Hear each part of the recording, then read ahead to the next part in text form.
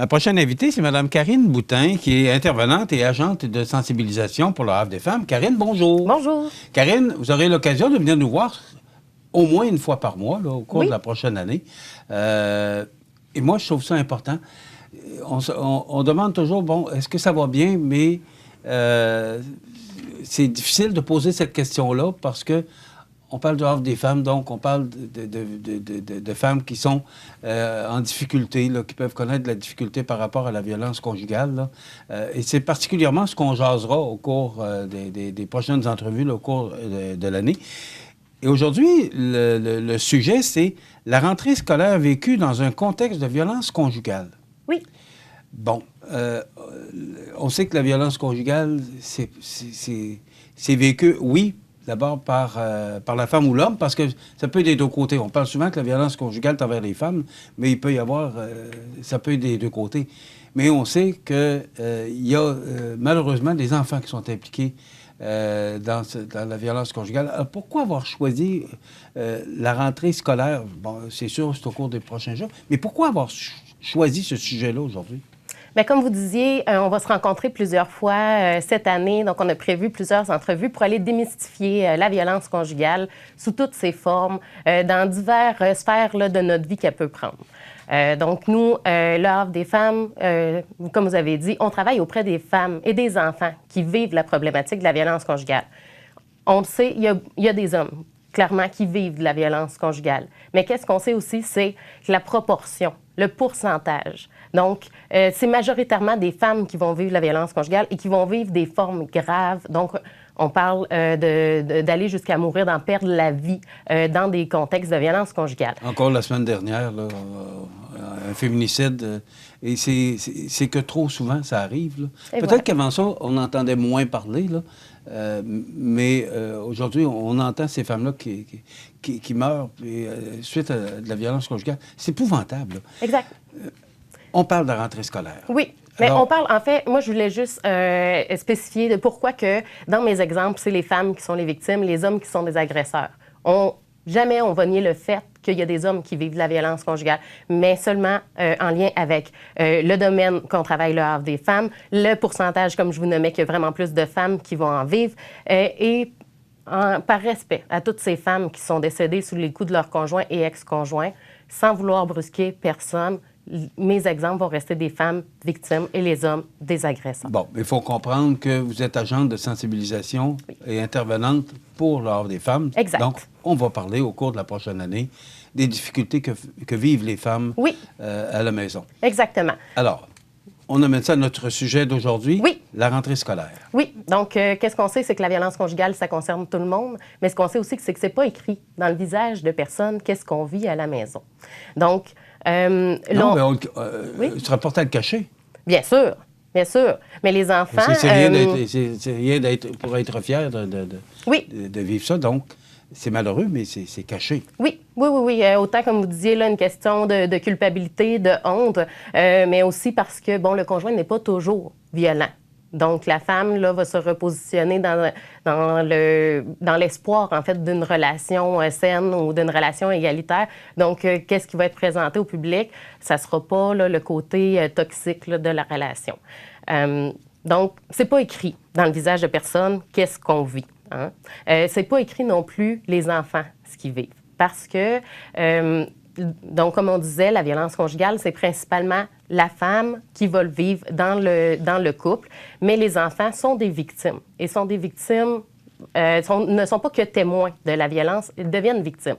Ils peuvent être victimes directes, donc l'agresseur s'en prend à eux. Ils peuvent devenir des victimes indirectes et ils peuvent devenir des victimes, être instrumentalisés, donc après la séparation. Donc, les enfants vont être instrumentalisés et pour faire vivre de la violence post-séparation à la mère.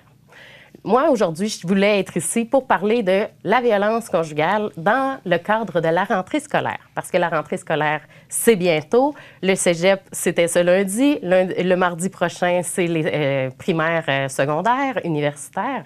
Donc, on voulait parler de la réalité de la rentrée. Hein? On sait, on a les matériels à acheter, les nouveaux vêtements, les lunchs, une routine qui s'installe. Ça l'amène une dose de stress, là, je vous dirais, pour toutes les familles, là, de vouloir se remettre là, dans le train là, plus de la routine scolaire. Mais ceux qui vivent dans des contextes de violence conjugale, c'est beaucoup de stress et beaucoup de freins là, qui vont venir avec ça. Bon, du côté monétaire, ce ne sont pas toutes les femmes qui ont une autonomie financière dans le cadre de la violence conjugale. Donc là, ça devient un stress de est-ce que mes enfants vont avoir tout le matériel qu'ils ont besoin? Est-ce qu'ils vont être bien vêtus pour commencer l'école?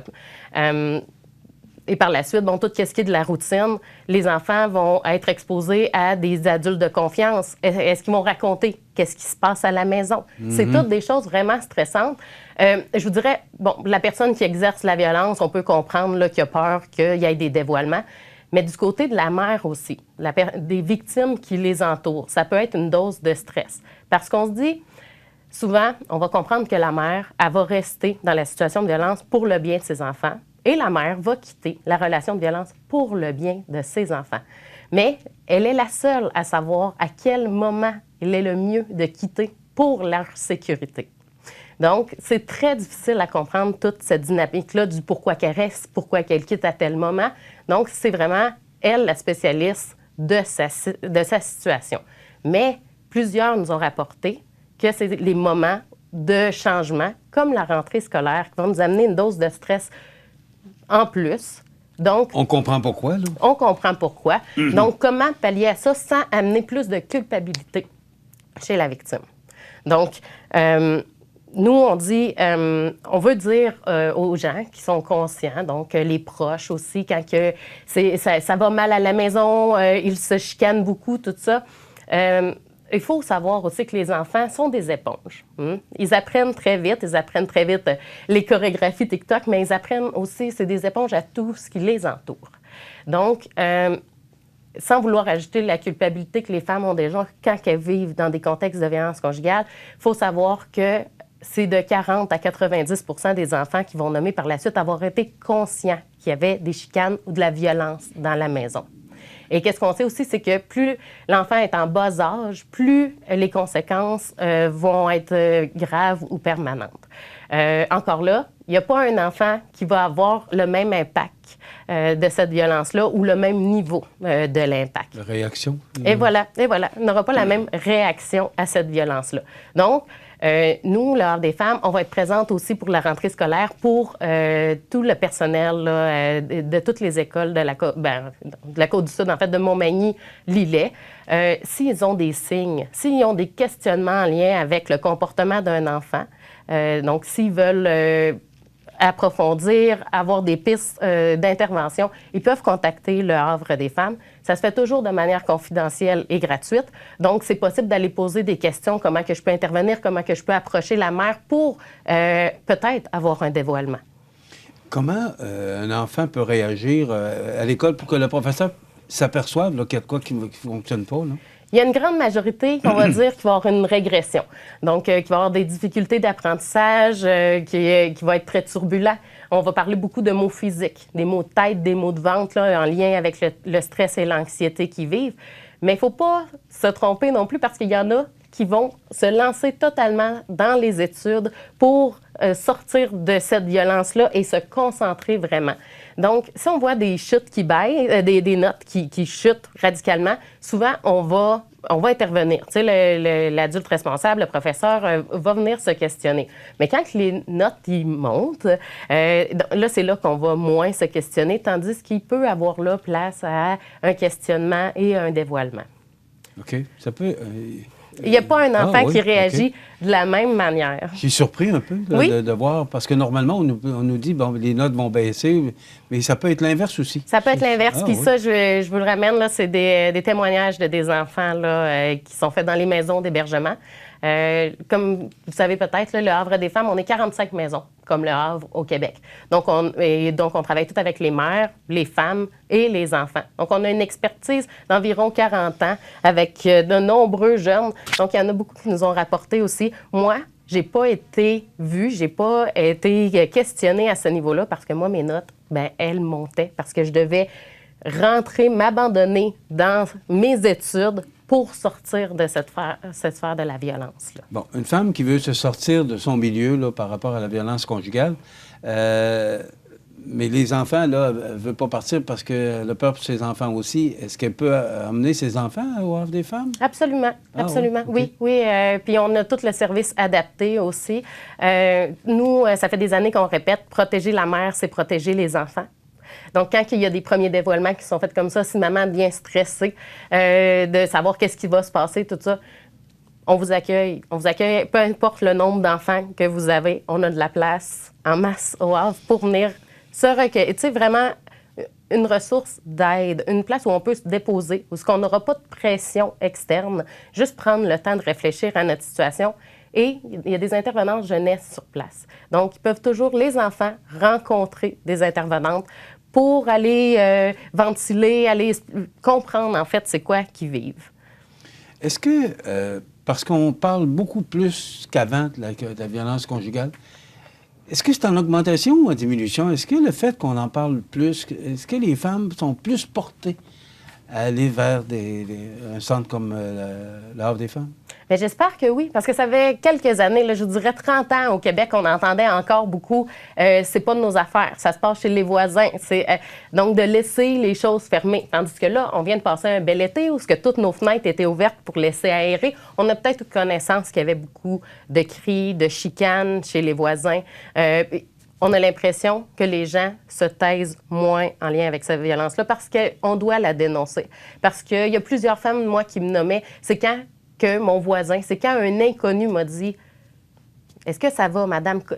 Ça crie beaucoup chez vous. » Ou même des petites phrases comme « Vous savez, l'amour rend aveugle. » Donc, des fois, de briser le silence, d'être capable de dire à la personne... C'est pas évident hein, pour les voisins. Non, c'est vrai que c'est pas évident. Mais d'être capable de dire « Moi, j'ai perçu quelque chose d'anormal. » Et moi, je répète aux femmes, la réaction que tu as est normale. C'est la situation que tu vis qui ne l'est pas.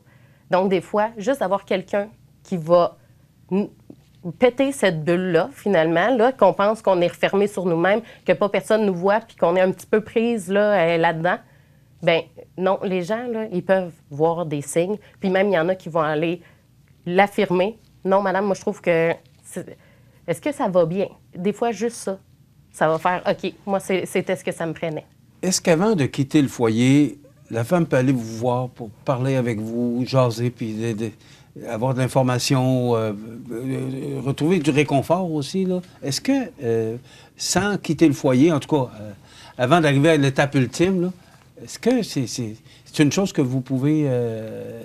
c'est un fait que l'Havre des femmes offre? C'est un service qu'on offre, vraiment de répit, de venir à la maison, de venir prendre un café, de jaser avec une intervenante. Encore là, si vous voulez le faire par téléphone, ça peut se faire de manière anonyme, complètement. Donc, on nomme juste la situation, on a des questionnements. On a plusieurs points de service. Maintenant, on a des bureaux permanents à Montmagny, Saint-Jean-Port-Joli, Saint-Pamphile et Lillet. Aujourd'hui, on a ouvert un nouveau point de service dans le cégep de Montmagny. Donc, on veut être présente vraiment là, sur place, pour leur dire qu'il n'y a pas d'obligation d'être en hébergement pour avoir des services du Havre. Donc, on peut se rencontrer dans les bureaux comme ça. Les services jeunesse aussi nous suivent. Donc, c'est toujours possible d'avoir une rencontre avec la maman pendant que l'enfant a une rencontre avec une intervenante spécialisée. Est-ce que c'est une première étape, et après ça, la femme va décider de vraiment quitter parce que ça s'arrange pas, ça se règle pas? Bien, encore là, il n'y a pas d'obligation de vous autres, quitter vous forcez le conjoint. Pas personne, non. C'est vraiment la femme qui doit prendre cette décision-là. Absolument. Ça lui appartient, mais vous allez la soutenir ou la conseiller pour... Oui, puis tant qu'elle aura besoin d'une écoute, de support, bien, on va être là, peu importe ce qu'elle choisit. C'est une réalité, et vous le vivez tous les jours. Il y a de la violence conjugale. Oui. Et il y a des solutions. Oui. Que l'Havre des femmes offre. On peut vous rejoindre à quel numéro de téléphone? 24 heures sur 24, 7 jours sur 7. Elles peuvent nous rejoindre au 418-247-7622. Elles peuvent utiliser toutes les plateformes où on est active, donc Facebook, Instagram, TikTok, directement par notre boîte courriel ou par notre site Internet. On les répond dans les 24 heures. 247-7622. C'est bien ça. Merci, Karine. Merci. On se retrouve au mois de septembre. À bientôt.